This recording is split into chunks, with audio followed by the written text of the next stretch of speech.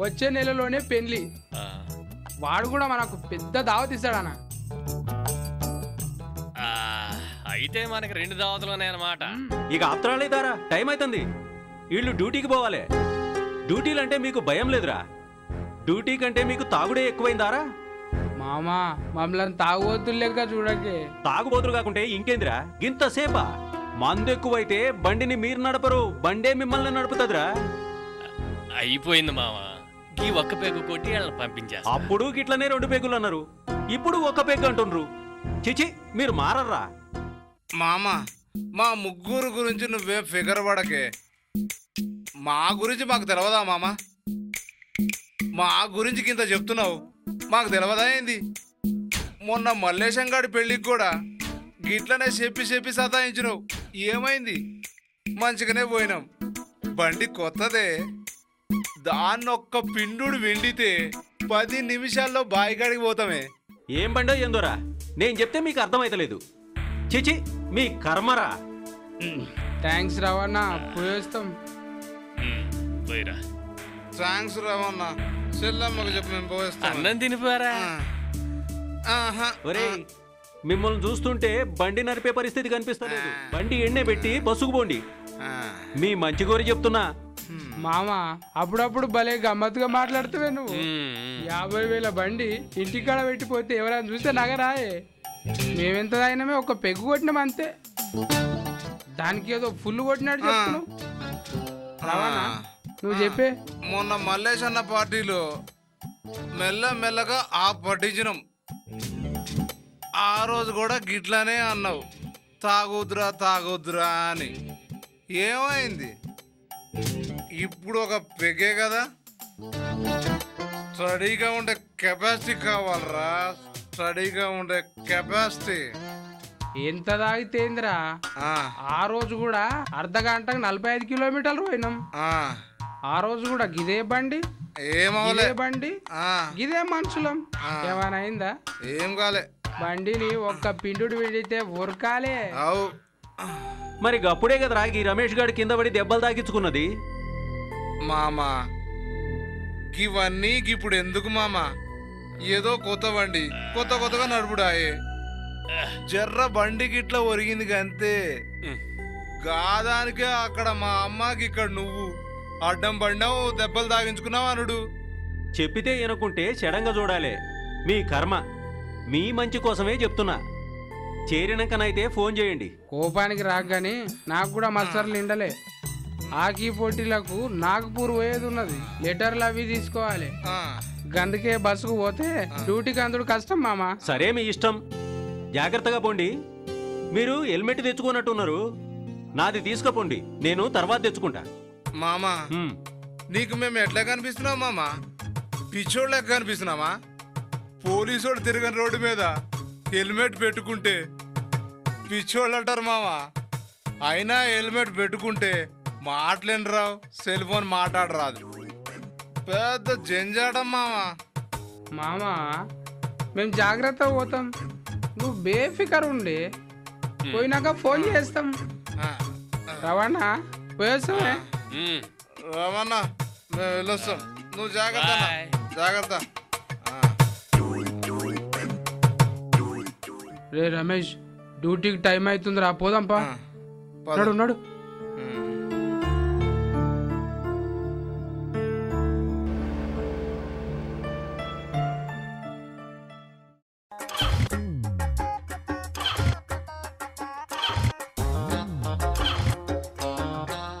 ఇదిగోరా బండికి కీ లేకుండా బండి ఎట్లా స్టార్ట్ అవుతుందా? ఇప్పుడు కొట్టు కిక్కు.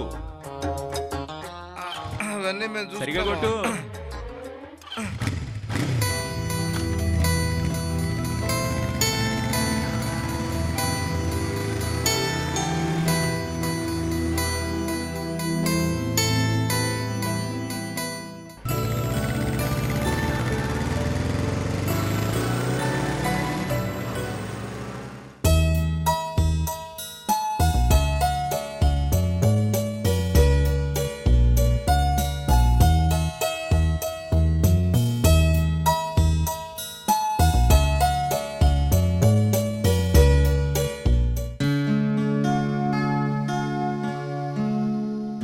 ఏం బాబాయ్ ఎప్పుడొచ్చినావు? బాగున్నావా? ఆ, మీ పెళ్లి రోజు అని చెప్పిండమ్మా. నేను వచ్చేసరికి నువ్వు బయటికి పోయినావట. అవును బాబాయ్, ఈ రోజు పెళ్లి రోజు కదా, ఇద్దరం కలిసి గుడికి పోదాం అన్నాను. మనిద్దరం సాయంత్రం వెళ్దాం, నా దోస్తులు వస్తుండ్రు అని చెప్పిండు. అందుకే ఒక్కదాన్నే వెళ్ళొచ్చినా బాబాయ్. ఇంతకీ దోస్తులు వచ్చిండ్రా? ఇప్పుడిప్పుడే పోయినరమ్మా. భాస్కరు రమేష్ అని ఇద్దరు వచ్చిండ్రు. ఎట్లా పోయినరో ఏమో. పోయినాక ఫోన్ చేయమని చెప్పిన, ఇంతవరకు ఫోన్ రాలే. ఆ దోస్తులు మళ్ళీ వచ్చిండ్రా బాబాయ్. వాళ్ళొస్తే మళ్ళీ మందు షురు అవుతుంది. మొన్న గా మల్లేశని ఇంటికాడ తాగిరాంగా గట్ల జరిగింది. గా దోస్తులతో తిరగద్దయ్యా అంటే మాటినడు. పైగా గా దోస్తులు ఎవరయ్యా అంటే వాళ్ళు కొత్త దోస్తులు, నీకు తెలవదని అంటాడు. ఆ రోజు మల్లేశం ఇంట్లో పెట్టిన దుకాణమే నీ ఇంట్లో పెట్టిండ్రు. వెళ్ళి చూడు పో బిడ్డ. ఇంతకి మా ఆయన ఎక్కడ? ఇంకేడికి పోతాడు? రూమ్ లో పండుకున్నాడు.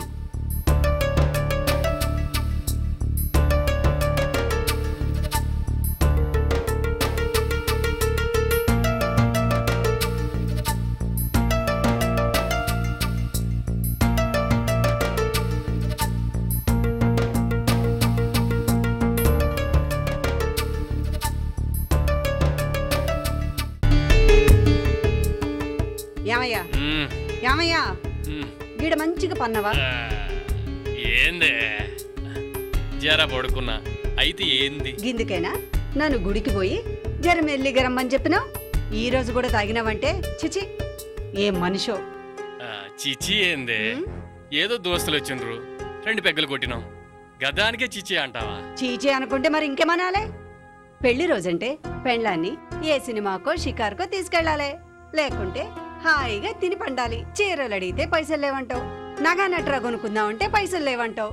మరి ఈ తాగుడికి గట్ల పైసలు యాడ్ నుండి వస్తున్నాయి? ఒరే రవి, ఈ పెళ్లి రోజు దావతుకు 1500 ఖర్చు పెట్టినవా? అదే డబ్బుతో నా బిడ్డకు చీర వచ్చేటిది, నీకు డ్రెస్ వచ్చేటిది. ఎందుకురా ఈ అనవసరపు ఖర్చులు పెడతావు? ఇది బాబాయ్ మీ అల్లుడి సంగతి. పిల్లలు చూస్తే పెద్దవాళ్ళు అయిపోతున్నారు, ఖర్చులా పెరిగిపోతున్నాయి. గిట్ల తాగి తందనాలాడితే ఇల్లు ఎట్లా గడుస్తుంది బాబాయ్? ఈడంటే తాగి ఇంట్లో ఉన్నాడమ్మా. వాళ్ళేమో కొత్త బండి మీద పోయినరు. ఎట్లా పోయినరో ఏమో. వాళ్ళు పోయినాక ఫోన్ చేయమని చెప్పిన, ఇంతవరకు ఫోన్ చేయలే. వాళ్ళు పోయి చాలాసేపు అయింది.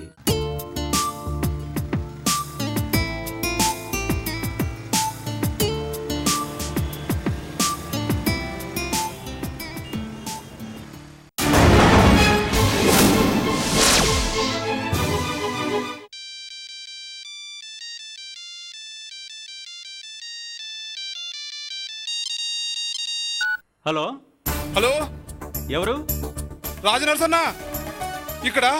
రమేష్ భాస్కర్ కి యాక్సిడెంట్ అయిందన్నా. యాక్సిడెంటా? తొందర రానా.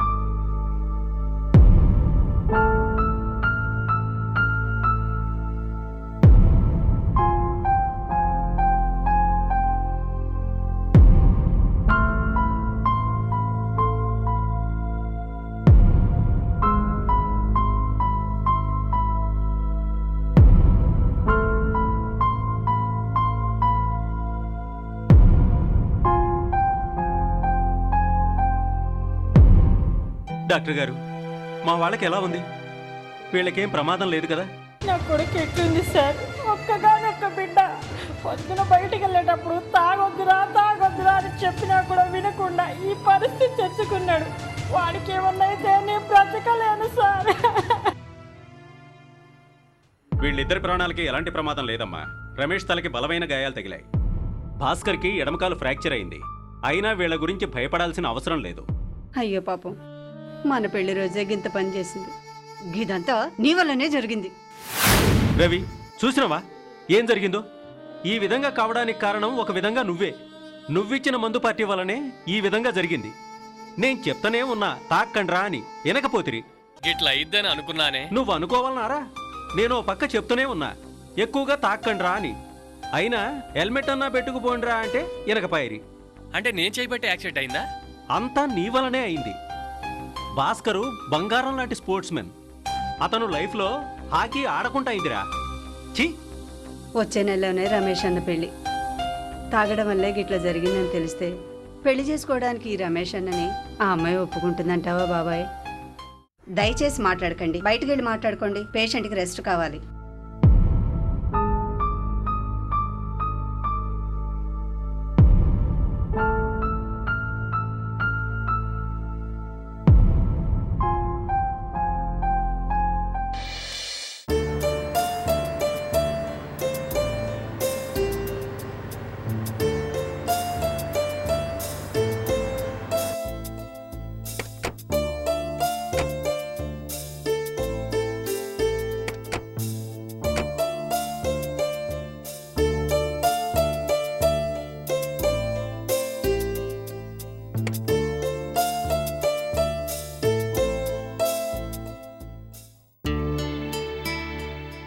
నమస్తే డాక్టర్ గారు. నమస్కారం. నమస్తే డాక్టర్. రమేష్ భాస్కర్లకి ఎలా ఉంది? ప్రాణానికి ఏం ప్రమాదం లేదు కదా? నమస్కారం సార్. ప్రాణానికి ఏం ప్రమాదం లేదు. వీళ్ళిద్దరికీ ఏ ప్రాణభయం లేదండి. ప్రమాదం జరిగినప్పుడు ఇద్దరూ తాగి ఉన్నట్టు మా వైద్య పరీక్షలో నిర్ధారణ అయింది. ఈ మధ్య యాక్సిడెంట్స్లో ఎక్కువ శాతం ఆల్కహాలిక్ కేసులే నమోదవుతున్నాయి. డాక్టర్ గారు, మన మేనేజ్మెంట్ కూడా ఈ రోడ్డు ప్రమాదం విషయంలో చాలా కలవరపడుతుంది. మన C&MD గారు కూడా ప్రియమైన సింగరేణులకు అనే పుస్తకంలో ఈ విషయంలో తన బాధను వ్యక్తపరిచారు. యాజమాన్యం తగిన రక్షణ చర్యలు తీసుకోవడం వల్ల ఈ రోజు గని ప్రమాదాలు చాలా తగ్గాయి. కానీ దురదృష్టవశాత్తు రోడ్ యాక్సిడెంట్స్ సంఖ్య రోజు రోజుకి పెరుగుతోంది. ముఖ్యంగా మన సింగరేణి లాంటి పెద్ద సంస్థలో పనిచేస్తున్న గని కార్మికులు ఒకప్పటి పరిస్థితులకు భిన్నంగా చాలా కష్టించి పనిచేసి ఆర్థికంగా నిలదొక్కుంటున్నారు. కానీ అప్పుడప్పుడు మద్యం మత్తులో ఇలా రోడ్డు ప్రమాదంలో మరణిస్తున్న విషయంలో మన C&MD గారు కూడా చాలా విచారం వ్యక్తం చేశారు. సార్, మన కార్మికులు ప్రమాదవశాత్తు గాయపడినా లేదా మరణించినా మెడికల్ రిపోర్ట్లో తాగున్నట్టు తేలితే ఇన్సూరెన్స్ డబ్బులు ఇవ్వరు సార్. నమస్కారం సార్, నన్ను ఎట్లనన్నా కాపాడండి సార్. ఆహా, తెలిసిందిలే నువ్వు చేసిన నిర్వాకం. చూసావా, ఒక్క చిన్న తప్పు నీ జీవితాన్ని ఎలా నాశనం చేసిందో చూసావా? నమస్కారం సార్. నేను పొద్దున్నే చెప్పిన సార్, తాగను అన్నాడు, మళ్ళీ తాగొచ్చాడు. ఇప్పుడు నేనేం చేయాలి? వాడి గత ఇప్పుడు ఏం కాని సార్. చూసావా, కన్న తల్లి చెప్పినా వినకుండా తాగి బండి నడిపి ప్రాణం మీదకి తెచ్చుకున్నావు. ఇప్పుడు ఆ తల్లికి ఏం సమాధానం చెప్తావో చెప్పు. నన్ను మీరే కాపాడండి సార్. ఇదంతా తాగడం వల్లే జరిగింది. మాలాగా ఎవరూ తాగకండి, తాగి వాహనాలు నడపకండి, మీ జీవితాల్ని నాశనం చేసుకోకండి. దీనంతటికి కారణం నేనే సార్. తాగి నడపడం నాదే తప్పు. నా కన్న తల్లి మాటలు, రాజనర్సు మావ మాటలు పెడచెవిన పెట్టి తాగి బండి నడపడం వల్ల నాకు తగిన శాస్త్రం జరిగింది సార్. నాకు ఇలా జరగాల్సిందే. చేతులు కాలేక ఆకులు పట్టుకునే లాభం. డాక్టర్ గారు, వీళ్ళిద్దరిని మంచి వైద్యం కోసం ఇంకా ఏదైనా పెద్ద హాస్పిటల్కి కానీ పంపించే అవసరం ఉందంటారా? ప్రమాదం అయితే ఏమీ లేదండి. అవసరమైతే తప్పకుండా పంపిస్తాం. ప్రమాదం జరగకముందే జాగ్రత్త పడాలి. జరిగిన తర్వాత చింతించడం మూర్ఖుల లక్షణం. మేము వెళ్ళొస్తాం డాక్టర్ గారు. అలాగే, నమస్తే. మంచిది. వెళ్ళొస్తాను సార్.